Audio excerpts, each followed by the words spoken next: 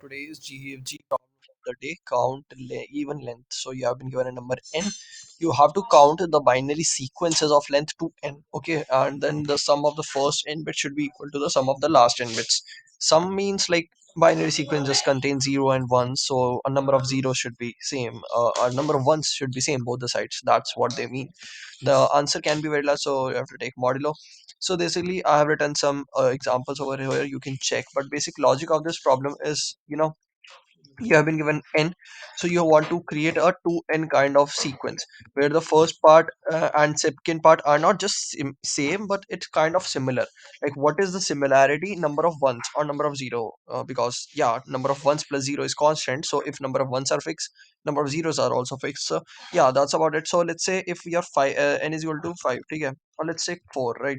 N equal to 4, so we'll have something like, sequence of length 8, 2, 3, 4, 5, 6, 7, 8, and this would be the partition, I think. And for length, for this n and this n, basically this will be the half part. So हमें क्या करना है? We have to, given that कि all the possible sequence you have to generate, and basically such that the sum equal हो. तो sum का मैंने फंडा बता दिया. जो main logic है इस problem का, that you have to equalize the number of ones on both sides. ठीक है, तो इधर आप जितने वन दोगे उधर उतने ही इधर आपको वन देने पड़ेंगे, तभी जाके सम इक्वल होगा ना, राइट? बिकॉज जीरो का तो सम ऐड ही नहीं हो रहा, और मतलब वन इक्वल है तो जीरो भी इक्वल है, कुछ भी कह सकते हो, ठीक है? तो लेट्स से अब यहाँ से लॉजिक स्टार्ट होता है कि आपने यहाँ पे एक वन दिया. एक वन देने के कितने तरीके हैं? 4C0. अच्छा, एक तरीका है कि हमने एक और जीरो वन दिया, ठीक है? एक तो है नंबर ऑफ वंस, ठीक है, नंबर ऑफ वंस, ठीक है, तो सेम होने चाहिए दोनों साइड, राइट? लेट्स जस्ट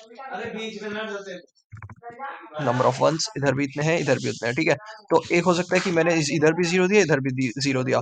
तो जीरो देने के कितने तरीके हैं कि फोर में से किसी एक पे जाके मैं किसी पे भी जीरो मत, मतलब वन मत रखो, तो 4C0 बेसिकली एक ही तरीका है, जब आप इसको सबको 0 0 0 से भर दो. और सिमिलरली आपको ये काम यहाँ पे करना पड़ेगा. तो अब जो भी चीज यहाँ पे आएगी ना, उसका बिल्कुल एग्जैक्टली मल्टीपल यहाँ पे आ जाएगा, into 4C0. That's what it is. अब एक वन देने के कितने तरीके हैं कि आपने एक सेलेक्ट करा, एक इंडेक्स 4C1, एक इंडेक्स सेलेक्ट करा, मैंने बोल दिया यहाँ पे मैं वन दूंगा, ठीक है? अब आपको यहाँ से भी एक इंडेक्स सेलेक्ट करना पड़ेगा. ऐसा तो एक और चीज रहती है कि अगर मान लो आपने फॉर एग्जांपल इसको वन सेलेक्ट करा और इसको जीरो करा और बाकी दोनों को भी जीरो करा, राइट? तो ऐसा जरूरी नहीं है कि you have to copy paste exact this over here, नहीं. ऐसा नहीं है कि the both should be same, नहीं बोला उन्होंने, number of one should be same बोला है. तो वन आप इधर भी दे सकते हो, वन आप इधर भी दे सकते हो, वन आप इधर भी दे सकते हो, या फिर वन आप इधर भी दे सकते हो. मतलब एक ही वन देना है, आप किसी भी इंडेक्स पे दे सकते हो. तो आप पहले तो यहाँ से चार में से कोई एक सेलेक्ट कर लो और दूसरा यहाँ में से चार में से कोई एक सेलेक्ट कर लो. तो बेसिकली 4C2, ठीक है? पर यही होगा बेसिकली, अगर एक सेलेक्ट करना है तो इधर से भी एक करना है इधर से भी एक करना है, इसलिए इसका 4C1, right, sorry. And then so on 2 3 से लेके n तक, बेसिकली 4C2 इंटू 4C2, इधर भी आपको दो इंडेक्स सेलेक्ट करने हैं और इधर भी 4CN से लेके 4CN. That was the whole problem, not 4CN, basically NCN से लेके NCN, ठीक है? सबको मेरे को वन करना है, तो यहाँ पे मेरे पास कितने ऑप्शन हैं? n में से n चूज करो. यहाँ पे मेरे को सबको वन करना है, तो n में से n चूज करो. तो यही बेसिकली फंडा है, आपको कुछ नहीं बताना, आपको समेशन बताना है किसका. Answer is basically your result is equal to, जो मैंने यहाँ पे लिखा है यार, summation of this like NC0 प्लस NC1, NC0 का स्क्वायर प्लस NC1 का स्क्वायर प्लस NC2 का स्क्वायर टिल NCN का स्क्वायर. तो इसको मैं कैसे करूंगा? मैं फॉर लूप से करूंगा. Int i equal to 0, i less than n, i plus plus, और बल्कि i इक्वल टू मैं 1 से स्टार्ट करता हूँ, ठीक है? 1 से लेके n तक. वाई? बिकॉज आई नो कि जीरो के लिए आंसर क्या आने वाला है. 4C0 इंटू 4C0 वन आएगा ना, तो मैं रिजल्ट वेरिएबल अपना 1 से बना लेता हूँ, ठीक है? Otherwise you can go from 0 also.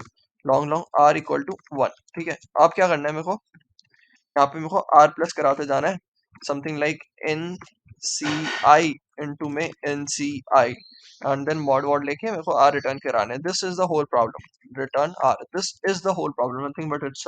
But how will you calculate NCI? इतना आसान है कि NCI निकालना. इसके लिए आपको चार फंक्शन चाहिए होते हैं एटलीस्ट, मतलब NCR का फंक्शन, फैक्टोरियल का फंक्शन, मॉड इनवर्स का फंक्शन, पावर का फंक्शन.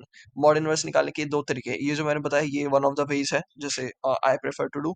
एंड एक और वे होता है कि डायरेक्टली मॉड इनवर्स का, जो GCD एक्सटेंडेड यूक्लिडियन एल्गोरिथम जो होती है उससे. पर लेट मी टेल यू कि यहाँ पे सबसे पहले हमें NCR तो निकालना पड़ेगा, आई थिंक. नहीं, NCR नहीं निकालना पड़ेगा हमें. हम क्या करेंगे, या एक लॉजिक है ये फाइंड करने का। देखो ये शायद तुमने पहले मैथ्स में कहीं सुना हो, NCR is equal to something like what. बताता हूँ मैं। एनसीआर इज इक्वल टू, या, N minus R plus one, ठीक है, divided by R into N C R minus one, ठीक है। तो मेरे को यही तो करना है, मेरे को पहले एनसी जीरो निकालना है, वन निकालना है, टू निकालना है। और मैं कह रहा हूँ कि डिपेंडेंसी है, एनसी वन तुम्हारा डिपेंड करता है एनसी जीरो पे जो कि वन होता है, ठीक है। और एनसी वन तुम्हारा डिपेंड करता है एनसी टू पे जो भी ये होगा, ठीक है। एनसी थ्री डिपेंड करता है तुम्हारे एनसी टू पे, सॉरी, या एंड एनसी फोर डिपेंड करता है एनसी थ्री पे। सो ऐसे ही आपका निकाल लोगे। तो सबसे पहले मैंने ये क्या लिखा हुआ है, ये मैंने आर में क्या स्टोर कर रखा है, ठीक है, वन।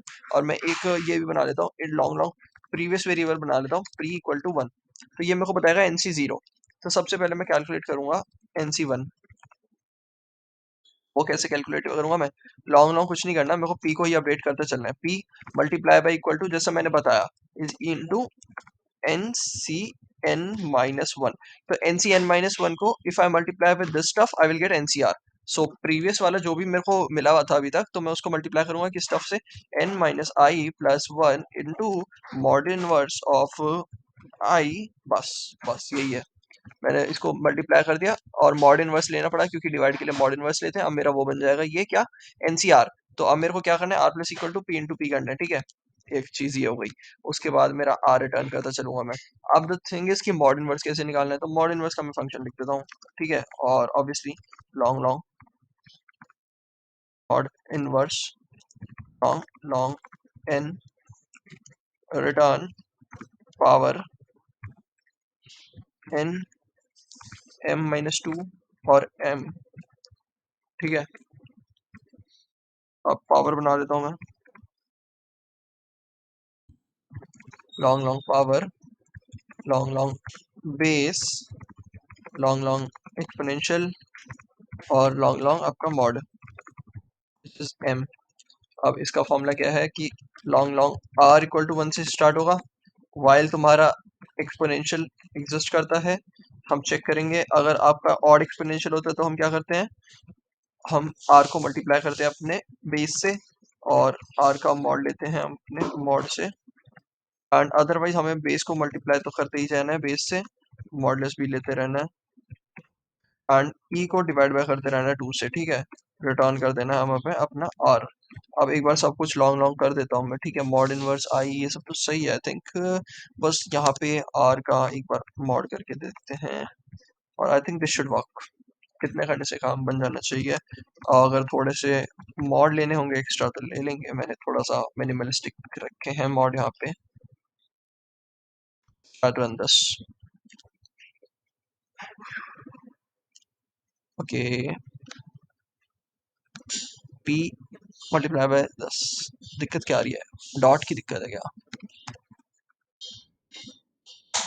यहाँ पे यार, तुमने कुछ भी मॉड वॉड नहीं लिया है, मतलब लेना है ऑब्वियसली यहाँ पे तो लेना है, ठीक है। P mod equal to mod, अब इसके अलावा और कोई मॉड लेना है या नहीं वो देखना है। मैं 129 पे चला रहा हूँ अभी तो फिलहाल, ठीक है, और मॉड लेने पड़ेंगे। देखो एक तो ये चीज हो गई,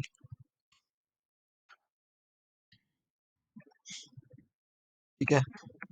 एक चीज यहाँ पे आप आर को ऐसे डायरेक्टली ना लिख के, क्योंकि everything is a big number over here. Mod ये हो गया, बी को ऐसे ना लिख के हमने लिखा b mod this into b mod this.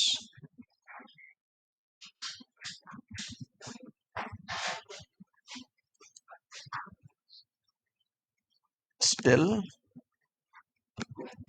सो अब the thing is p mod m into this. R के लिए भी कर सकते हैं अगर दिक्कत आएगी इसमें तो।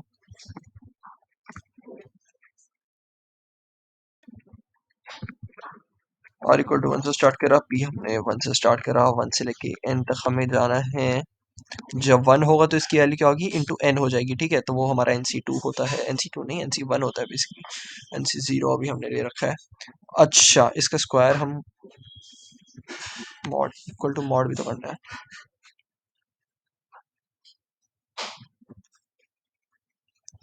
Now it's looking fine. और आई थिंक उसकी दिक्कत तो नहीं थी तब से, पर कोई नहीं।